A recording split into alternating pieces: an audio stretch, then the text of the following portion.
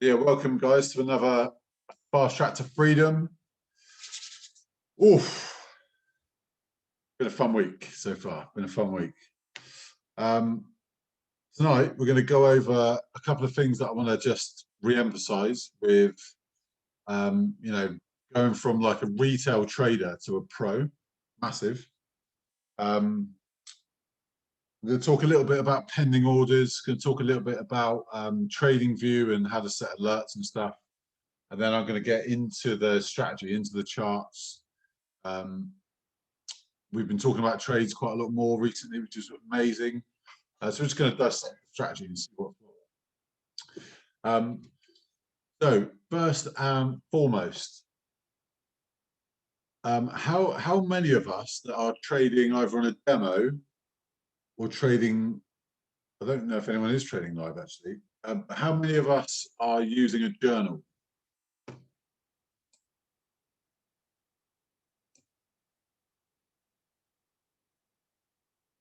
Sunef. I expected nothing less from Sunef, to be honest. He's a man after my own heart. Man after my own heart. Luke, not enough. Ian is from today. Okay, right. So, right, journaling. You know what I'm like with you guys. I'm like absolutely honest. When I was told to use a journal, I wasn't into it. Didn't motivate me. Didn't like the sound of it. Kind of had a record of what I was doing with trades, but not everyone. So you know my journey quite well, I think most of you. And where my accuracy got loads better was when I stopped trading with emotion, which is what I've been told the whole time. You know, you need to be a robot. You know, all this stuff that we've heard a million times. But I was like, well, how? How do I actually do that? What does that look like? That you know, some people literally will put a trade on, delete MT4 off their phone, and then not look until tomorrow. That's some serious mindset goals right there. That is, I don't know how many of you watch your phone, but it's something that I got into a really bad habit when I started, which was setting and watching. And now I have to like drum that out of myself. And it took a while, but I would do things like I'd put a trade on and then go for a run. I didn't, whatever it was that I wasn't on my phone, like little things like that. So where the journal really, really helps, where it sort of made a massive difference is basically I stopped thinking about trades from an emotional point of view. So for example, you know, like, well, should I aim for TP2 or TP3? Should I just aim for TP1? You know, am I good when it's with the trend, or am I better when it's against the trend? All these things I documented, and then I could sift through all the data. So it took months because the scanner cannot backtest. And then I came up with like my own sweet spot, which is what I've been showing you guys. So does it work all the time? Unfortunately not. And I'm going to explain why success rate vary even between us, because there's some parts of it that are subjective, which we'll touch on later. But what the principle of it is like what I've worked out works for me, really works for me, as you know that. But there's some of you that do things slightly differently to me, and that is absolutely fine. What I want you to make sure though is that you're documenting everything. So we're going to talk about GA today, and I'm going to tell you the emotions that I went through today, because today was the first day on my funded account. I got the money yesterday, and I took my first funded account trade, and I haven't been through the emotions I went through today in a very, very long time. A very long time. So, like, you know, I've said to you, like every step along the way is like a better version of yourself. Like getting the actual money and having it having it on my literally 70 grand on my phone. It's not a demo anymore. Messed me up. So I'm just gonna be real with you all and tell you my journey. All right, just gonna tell you how it is. But what I did do is I looked at it from a different point of view this time than I would have done another like in previous months, where I'd have just gone, oh, actually it's annoying, or trading, blah blah blah, whatever. Like it's hard. It is all down to us. Like we are the creator of our own success or failure. So I'm going to show you something I've not shown many people. But if you're on the live last night, this is what Bryony saw, and she loved it.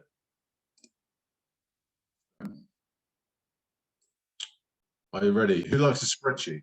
Everyone love a spreadsheet? So I do this. I do my journal now month by month. So I've got tons of them. And the reason I did this, on the FTMO analysis page, it actually encourages you to journal. It asks you what's your strategy. It says what your exit strategy was and comments of your trade. You can't export it. So this is just literally like a sample size when I failed my last test.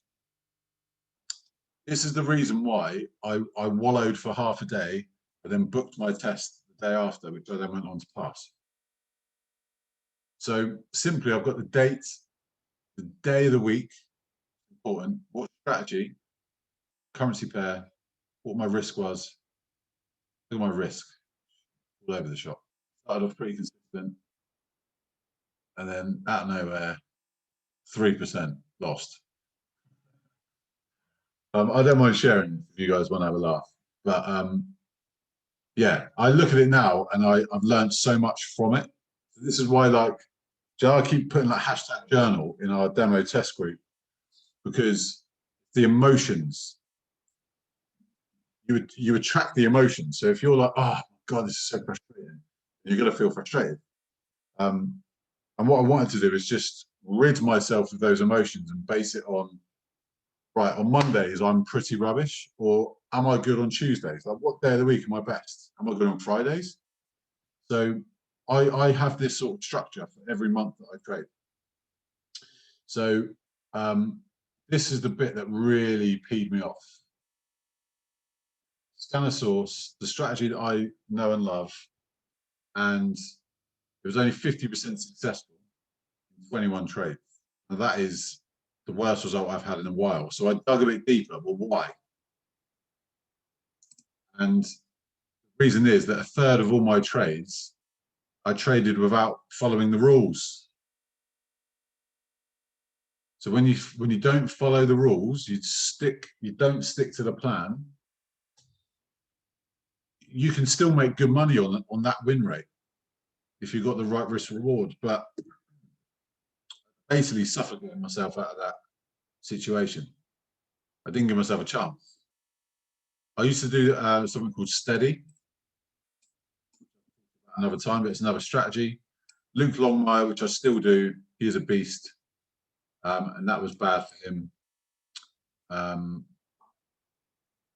And this is the interesting bit. This is the bit that Bryony took a shine to and then decided she wanted to tell the world, which is fantastic. I just made up a new strategy. I remember doing it. I remember the emotions. This is why emotions, again, are important to keep under control.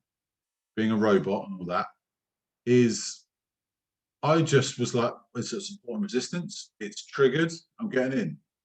So do you know that I'm obsessive when I talk about what fib level is a divergence, is their structure? It's because my journals told me that's what is successful for me. The way I see the market, it's successful for me. When I start going off piste and I start, I don't know, trying to rush, or if all these things where I've had these emotions, I stop trading because I know that's my weakness. So I don't know what yours are, but you need to know what they are. You need to know what you're good at, what your eye sees that gives you good results. Okay, so I'll share everything I can with you that works for me, but you and I are very different. There might be things you see that I don't, vice versa. So having a record, not only of are you following the rules, are you, just technical data, but also how did you feel when it was in drawdown? All right, so I'm going to share with you what I've put in my journal from GA today. It's kind of like it's like a comedy sketch, but I don't care. I'm open. I'm open. So yeah, that new strategy cost me the test. The reason why I sat there and thought I need to go straight back in is I just realized if I cut out all this rubbish and actually follow the rules and make up a strategy, I'm going to pass. And then I passed. So I would have definitely not been that clear in my thoughts without that journal.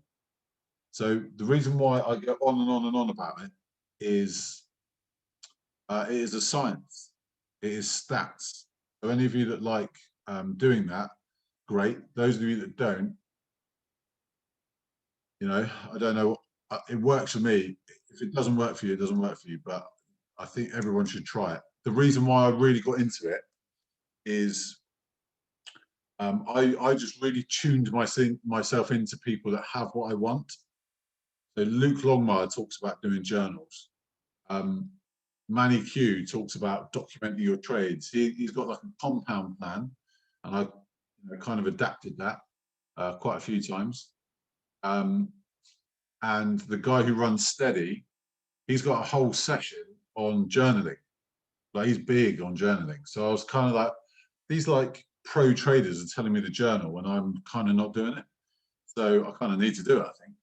So, that's from like properly, like full on focus on a journal, like October. And, here I am in March, and I've, ticked off one of the biggest goals I had for 2021. It's only March. So massively, massively, massively important. Do I have the spreadsheet of the test I passed? I do, but I only took 3 trades. So there's not much on it. I followed the rules.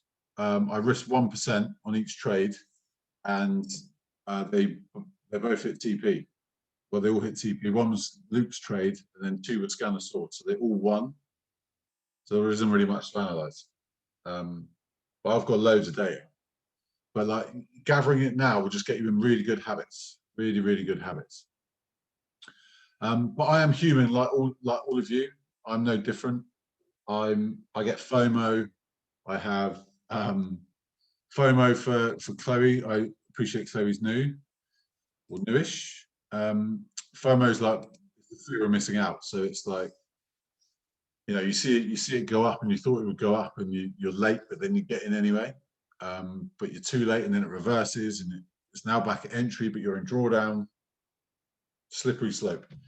So all of those things go through my head. I just ignore them, sort of, until today. So on that note, who took GA today?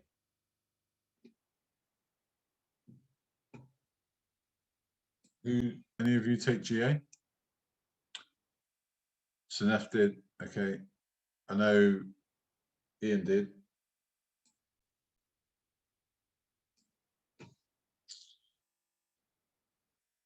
Right. So when I was going, there was some really good stuff up here, which I'm going to go through very quickly. Oh, GA, Chloe, is the currency pair, which is GBP AUD. So not only do we shorten the Great British Pound, we then just cut out the British Pound bit. You'll get used to it. It's like a little language. So GA, ECAD, NU, EN. It's just the currency pair. Cool. All right. So that when I came to look at this, today, I zoomed out like normal and I thought, right, that is going down. Yeah, the highs here, the lows here, pretty happy. Then zoomed a bit closer. I thought, right, definitely going down. Lovely support. Got my divergence between X and D. Like I filled in my spreadsheet, my little, yeah, probably can't see it. So I knew I had divergence. It was a good fib level, so it's extended past the previous high. It triggered, hit DC channel down to 15, hunky dory. What am I doing?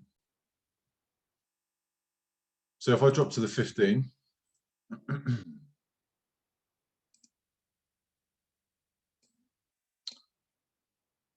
so we had first entry, trigger, happy days. This was nice, happy days. Hit TP1, literally instantly. Then a pullback. Can you see that it pulled back to the 4 McGinley? So the blue line there, it drops, it pulls back, tests the 4, and then drops again. So, and it gave us a new low, so I was happy. Happy. Right, then this. So I'm on my funded. Up a few hundred quid. I'm already ordering the Tesla. Not really. Probably.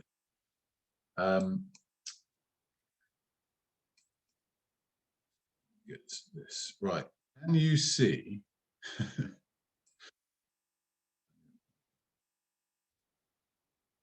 Can you see what happens right here? Let me hide all this.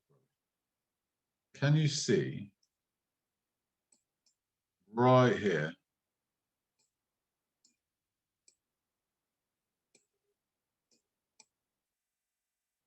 Cross of the 4 and the 20. Close below, yeah? Selling. Look at that. I've never seen it do that before. Hands down. I've just seen your emojis, Ian. I've never seen it like shark fin, like bink, and then turn that quick. So I journaled that. I was like, okay, that's strange. Triggered the second entry, which is normally like the best one. That's like when you're, you know, in pretty much the swing of momentum. Normally when the AO flips from the top side to the downside. So let's have a look what happens. So right here, the AO flipped underneath.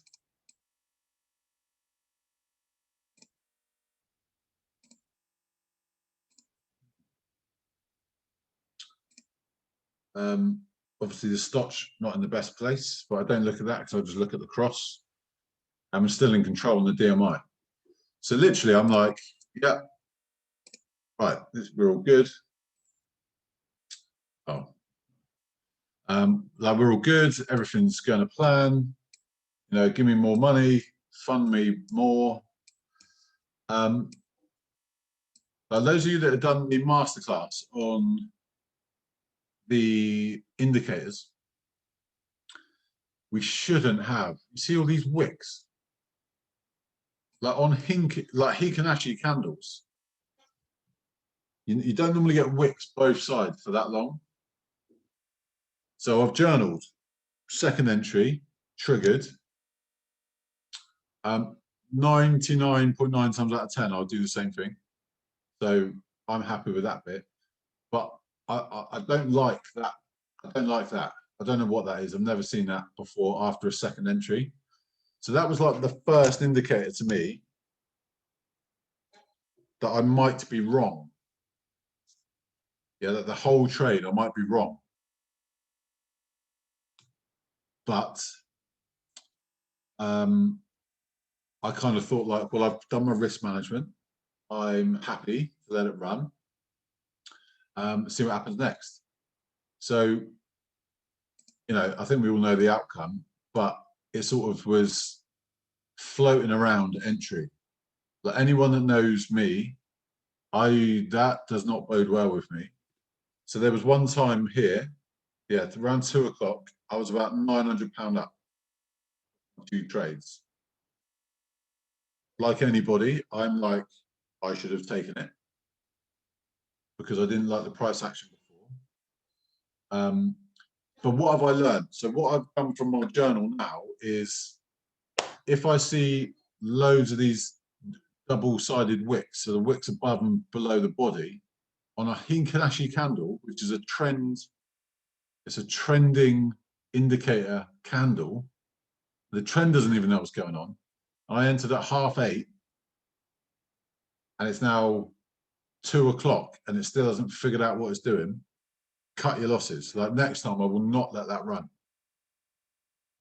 I've never seen that before, but my journal now will control that for me going forward. You with me? It then just, you know, my little boy got dropped off, went to the park, played footy, you know, lived life. Come back, look after bath time, and pow, we're out. That is trading. All right, that you can't get away from that. Anyone that doesn't talk about their losses, don't trust them. You're going to lose. It has to happen. So I'm going to talk about pending orders and the other bits. I'm going to do that at the end, actually, while I'm in this kind of, because what I did afterwards, you know, I've said to you, like, journal it and then keep watching, or like go back and have a look, like, did you miss anything?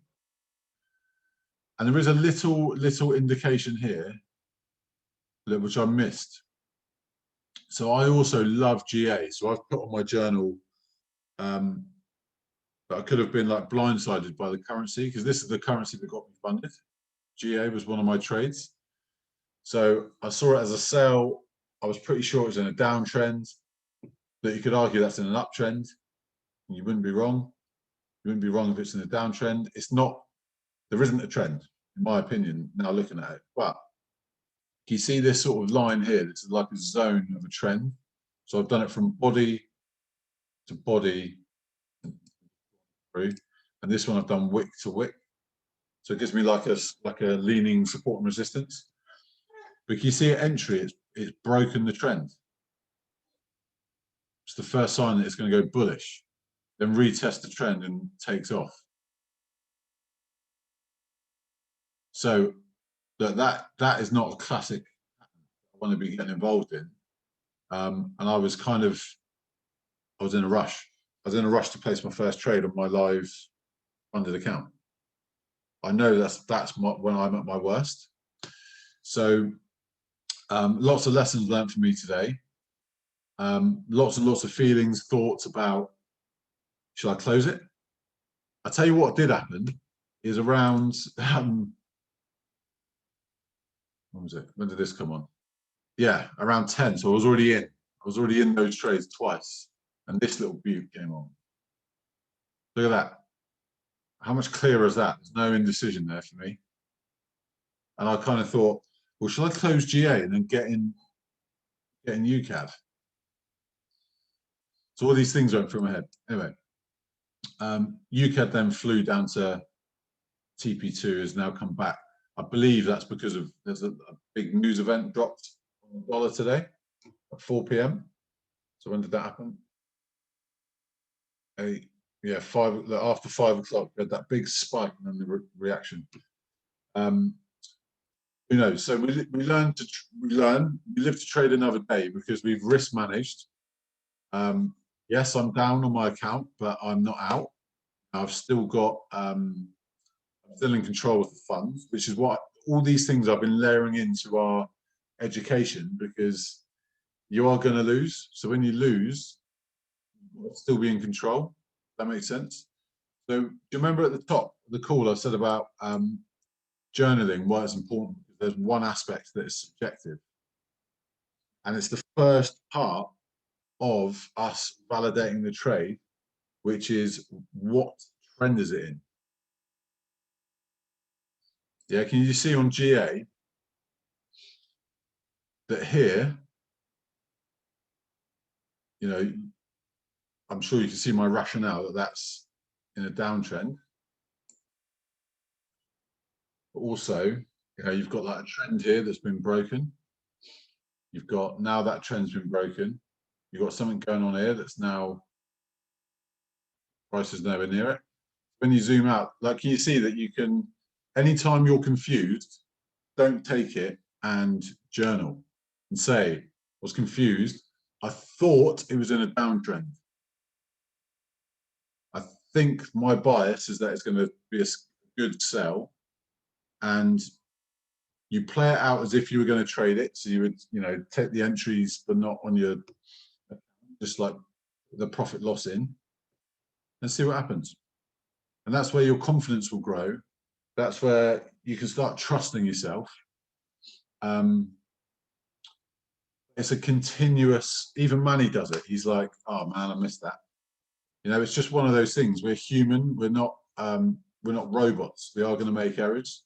And that's why having like a 70% success rate is really good. It's really good. So I hope you like my honesty. I hope you like the sort of breakdown of that. But anytime you're not sure, that the further I go out, the more it looks like a downtrend. The closer I get, the more it looks like an uptrend. Do you see what I mean? Like, why am I trading that? You know, that's an error. I don't want to do that again. So I know the very next trade I take is going to look more like UCAD.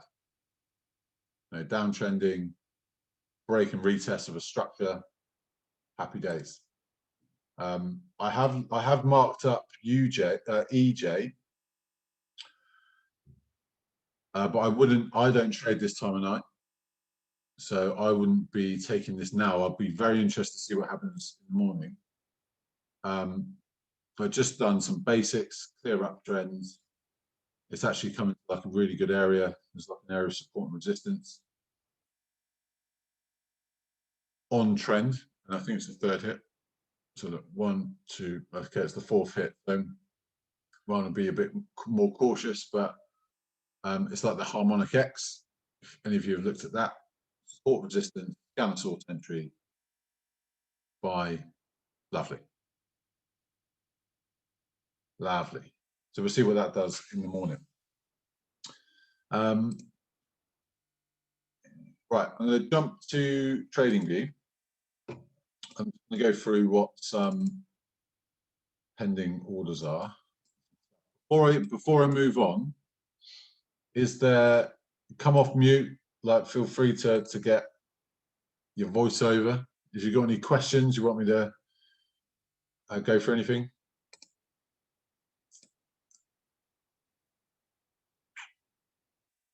If we're all good, I'll move.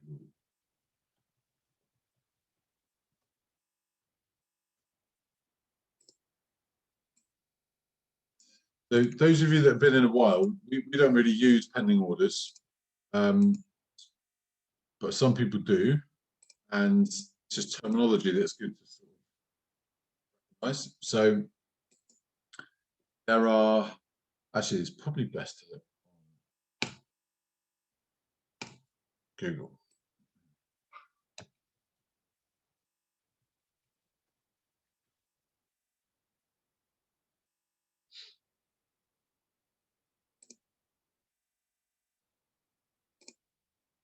Okay, I've got something for you as well on this, which is kind of something that people may not also realize. So it's really, really important. Right, so you've basically got a buy limit, a sell limit, and a sell stop and a buy stop. So whenever it's a limit, what that means is we're setting an order in the market to sell in a sell limit. When the price comes up the price point, we're expecting it to drop. So it means you don't have to be on the chart.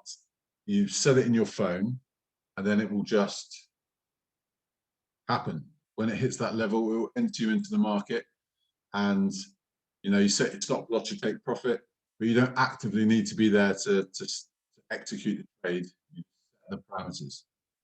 The buy limit is exactly the same philosophy, but in reverse. So the price comes down to an area, and then you're buying off that area. Again, in your phone, waiting for it to happen. And then a buy stop and a sell stop is again, it's a you're not executing live. It's more, you know, you're waiting for it to hit a price point, and then once it goes through, they're expecting it to carry on going up. And the sell stop, same, we'll see in reverse. So, you know, this could be a certain price, and when it hits it, you expect it to just keep dropping. So you want to get in the trade at that level. You set your stop loss, you take profit, and you keep it going down. So there are some strategies that rely heavily on pending orders. Our strategy doesn't do them. It's more about price action and what's happening right now. We want to wait for it all to trigger. But that's in essence what these pending orders are. So yeah, good to know. We don't do many, but you know, that's it. That's pretty much it. The other thing is another pending order is also your stop loss and take profit. So I'll say that again. Another pending order is your stop loss and take profit. So do you know when right, you've got your broker, so they're a company that are executing your trade. This has never happened to me ever, but it happened to someone who's funded, actually. Do you remember Katie? You know, she shared this with me, that there was a news event, so she had her stop loss at break even, and it moved so fast that the broker can execute her order, and it's still closed in a loss.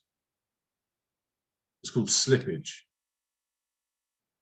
It's never happened to me, but your stop loss and your take profit are pending orders. Okay, so the market could fly up as well and hit your take profit, but you actually get out above your take profit zone. So it can go for you as well. So yeah, just something to consider too. Slippage also happens on weekends, so after the market reopens on a Sunday. So you've put your price, I don't know, at this level, and that's your stop loss. But then the market opens here. That's your first candle on a Sunday night. But then, well, as soon as that forms, boom, it will take you out. You're not in profit anymore. You're in drawdown. Does that make sense? That's why a lot of these funded account options don't let you carry trades over the weekend. This can happen. I don't know if any of you saw the Japanese pairs.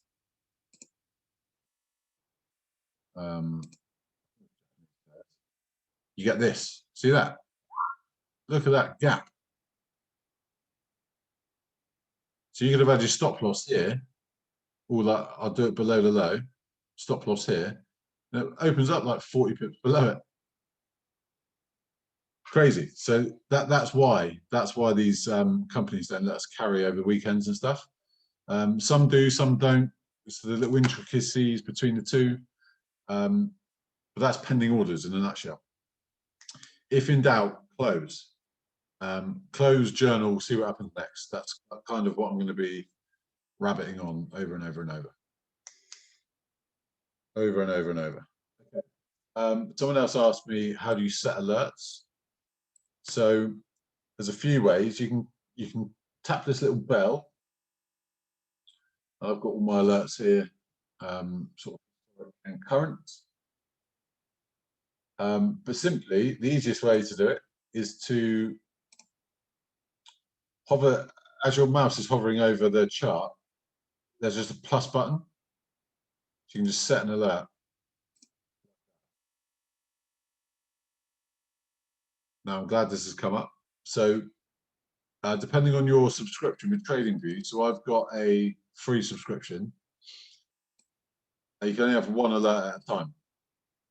If you pay for an upgraded package, I think it's 30 the first upgrade, and then it, you know, there's different parameters for different ones. So you can have loads, you can have literally alerts coming out your ears. But that's essentially how you do it. So again, just to sort of, you know, how I use them, feel free to experiment. But where I want to be told when it's safe for me to move to break even on my stop loss. So I had my alert on TP2. So it hits TP2, I come to break even on both, you know, and then let it run. You can use it however you like. If you want it to be on a certain zone or whatever, we can only set one on the free version. Okay. Another question was asked to me, which is amazing. Which is, do you know when we get this? Right, this is your confirmation candle. This one, flat top, cross of the 4, red, red above blue, red above blue, and the black line above the 40. Someone asked me if there's an indicator that will just tell us when that's happened, like an alert. So Manny is releasing something called the Pro Entry add-on, which will be an additional membership. So I think it's like $10. You know, it's not going to be expensive. $10 a month, and it's not the harmonic scanner. It's going to, what I've seen it work so far is it's going to be on loads of different time frames, loads of different currency pairs, on like Mexican peso, like on the real exotic pairs. They move, they're very, very volatile. And it literally says sell, buy, and it will only trigger that when all of it lines up. So the Pro Entry is scanner source, but not on the scanner. Same strategy. It might be on different time frames, but it's the confirmation candle. If you look at your charts, his chart for the Pro Entry looks the same as scanner source. Scanner source part, he doesn't want to use it on the scanner all the time because it's not the way he sees the market. I don't know if you've watched him talk about why. And he wanted something that he owns outright. So that's his little thing. So Pro Entry, that when that releases, it's literally going to tell you when to enter. So we'll give you alerts. It's like a signal. Just so you know, I'm also back testing the Pro Entry system because I think I've figured it out how he does it without having to upgrade or having to have a scanner that tells you when to trade. But I'm very early stages of, again, journaling it. So I'll just keep going. I'll probably do a couple of months. I might ask a few of you to help when you're a bit further along, just to see what you think, see what you see, and then we'll go from there. But very early days on that. Ian's question. So would you only move to break even when at TP2? To be honest, mate, it depends on the trade. It depends on like how much room it's got for each TP. But usually my rule of thumb is when I'm at 1-to-1.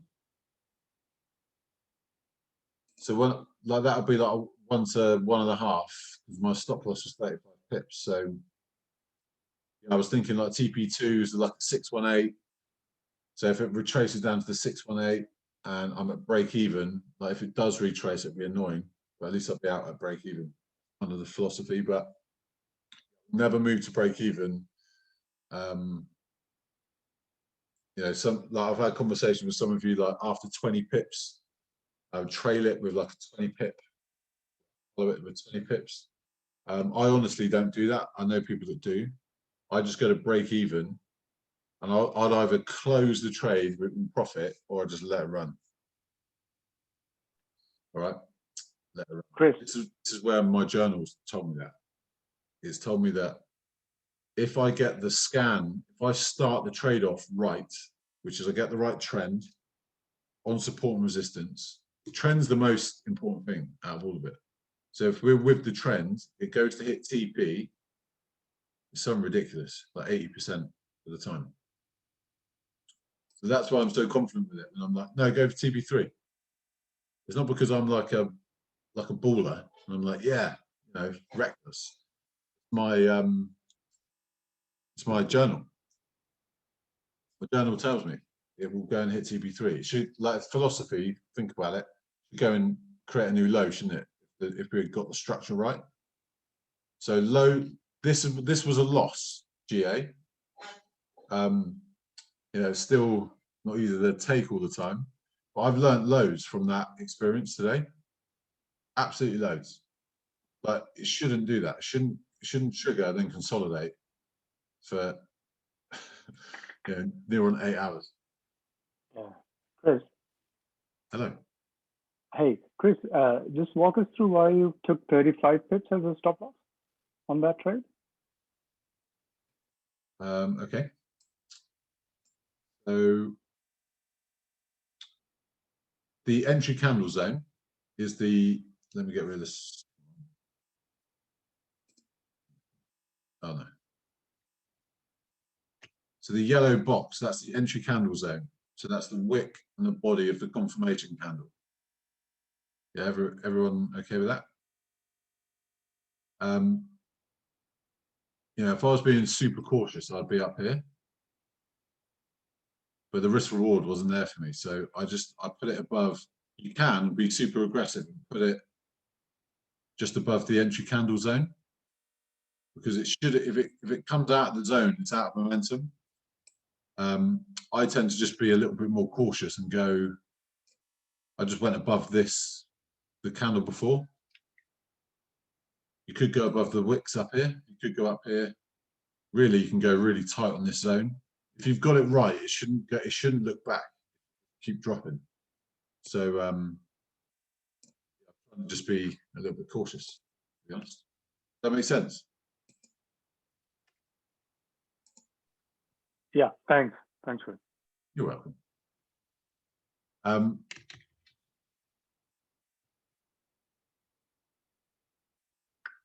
Cool. What else have I got?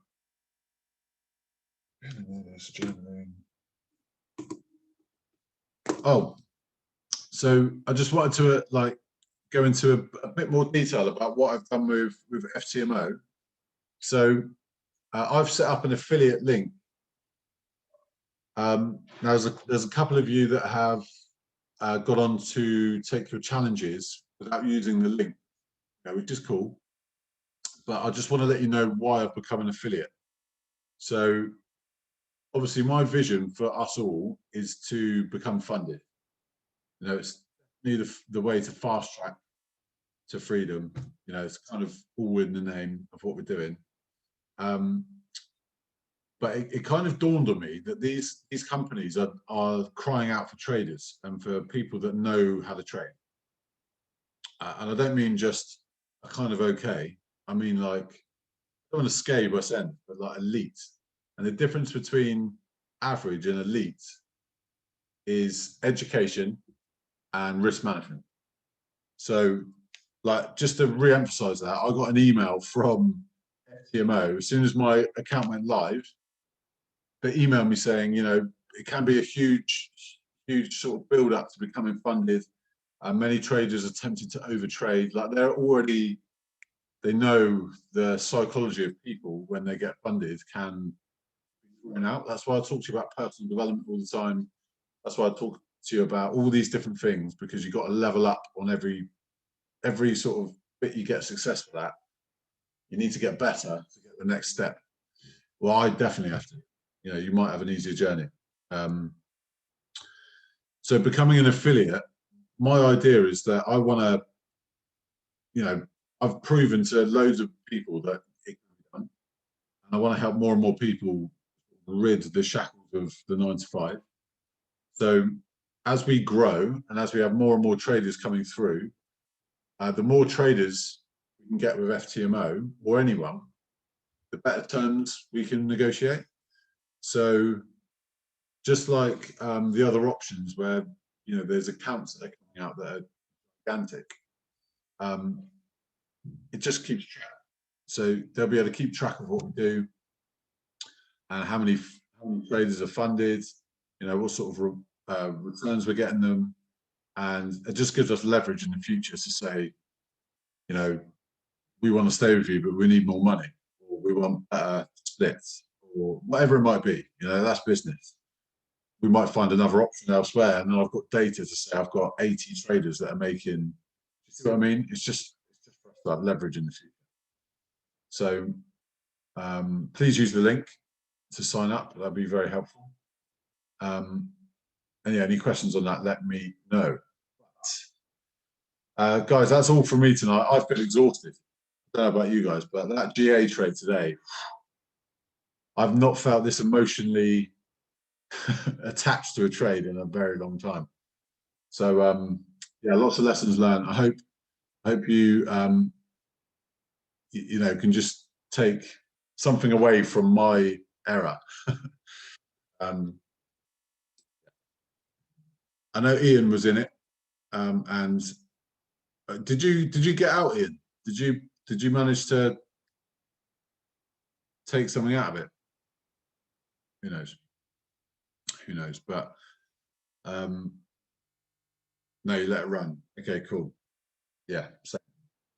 So on to tomorrow's a new day, new trades. We've got Luke probably doing the session next week because he keeps growing his account by, you know, 4 or 5% a week. So he'll probably do the session going forward. He's your go-to guy. No, I'm joking. You know, it happens. Like, trading's not all about winning. When you take a loss, you just got to take it and then get on tomorrow. Do the same thing. See the same thing, trust your gut, go for it. Like, risk management is everything. Like, all they talk to you about an FTMO is, you know, keeping in control of your account. Okay. Hey, Fiona. So ends the decad last night, and it went to TP3. But I pulled out early because I wanted to sleep. Oh, Fiona. Love it. Shame. Do you know what, though? Was that on the scanner? Can't see it. But who cares? Amazing. Amazing. So you came out in profit.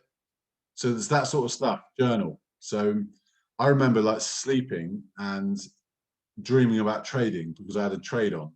That doesn't happen to me anymore. Like, I can switch off from it. But yeah, I can't blame you for pulling it. So did you pull out in profit?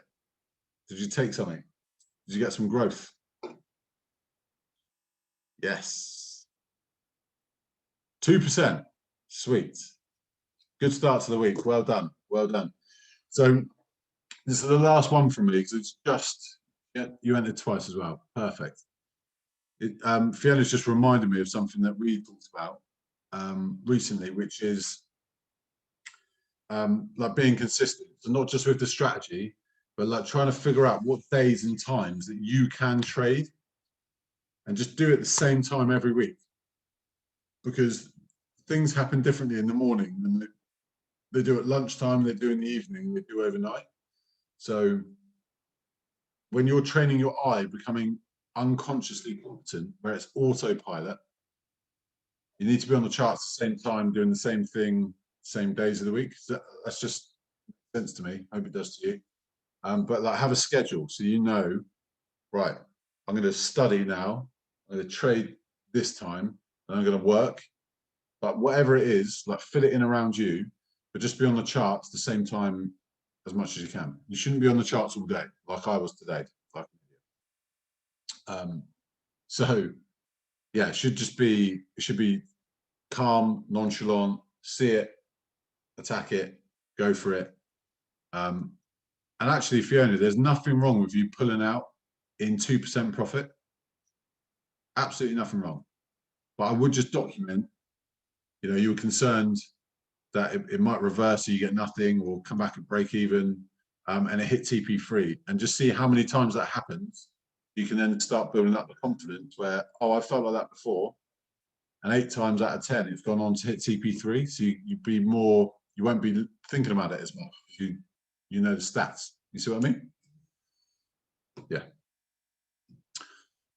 All right, sweet. Sweet. Right, DJ Luke, it's been a while. Been a while. I need a song. I'm gonna read. You got a bit of time. I'm gonna read Sanef's comment. We need a song though. So the problem is, you see a good setup, and they wait for the confirmation candle. Yeah. Yeah. It's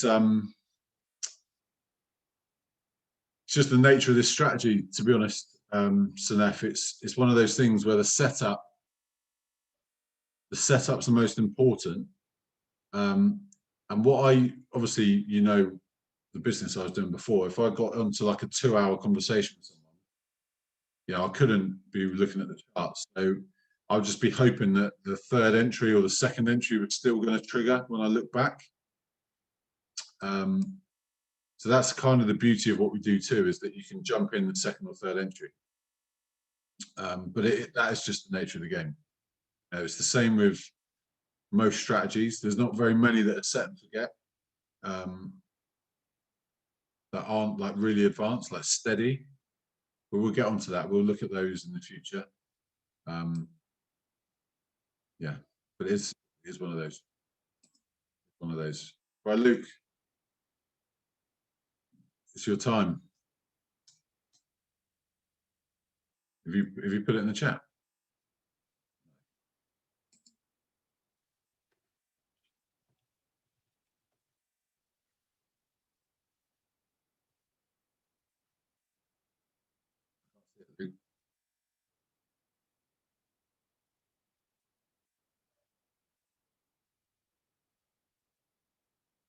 I have to put take control. Okay, cool. Guys, I hope you found tonight helpful. I'll always just be completely real with you and just tell you exactly how it is for me, and hope that you can take something away from it that means you don't have to fall in the same trap. But sometimes, you know, we learn from our mistakes, and that's cool. And that's why risk management is everything, absolutely everything. So, right, Luke showed up with the song. I'm going to stop recording so that it doesn't, you know.